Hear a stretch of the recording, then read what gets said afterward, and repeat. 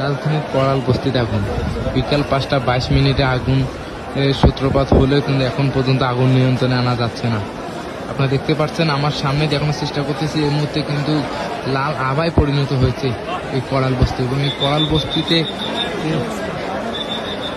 আগুনের তীব্রতা, সেই আগুনের তীব্রতা দেখানোর চেষ্টা করতেছে। এবং এই আগুন নিয়ন্ত্রণের জন্য যে ফায়ার সার্ভিসের যে ইউনিট রয়েছে সেটি কিন্তু কার্যকরভাবে কাজ করছেন এবং তাদের যে কাজ, এবং দেখতে পাচ্ছেন এর মধ্যে কিন্তু আমার সামনে দেখতে পাচ্ছেন যে ক্যামেরার সামনে যে একটি বাসায় কিন্তু পানি দেওয়ার পরেই আবার কিন্তু আগুন চলে এসেছিল।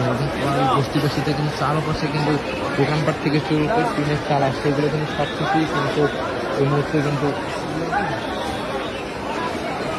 বস্তিবাসী যে আগুন রয়েছে সে আগুন এবং আগুন নিয়ন্ত্রণ আনতে যে কার্যকরী পদক্ষেপ রয়েছে সেটিও কিন্তু নিচ্ছেন ফায়ার সার্ভিস। আপনারা দেখতে পাচ্ছেন ফায়ার সার্ভিস কিন্তু যেগুলো আগুন নিয়ন্ত্রণে এসেছে সেগুলো কিন্তু আবার পানি দিচ্ছেন এবং পানি না দেওয়ার কারণে কিন্তু আবারও যে তীব্রতায় আগুন ধরছেন সেটি কিন্তু। এবং কড়াল বস্তিবাসীর যে আগুন যে তীব্রতা রয়েছে সেটি কিন্তু আরেকটি মূল যে রয়েছে সিলিন্ডার, গ্যাস সিলিন্ডারের কারণে কিন্তু এই আগুনের তীব্রতা আরও বেড়েই চলছে। লাল আভায় পরিণত হচ্ছে কড়াল বস্তিবাসী।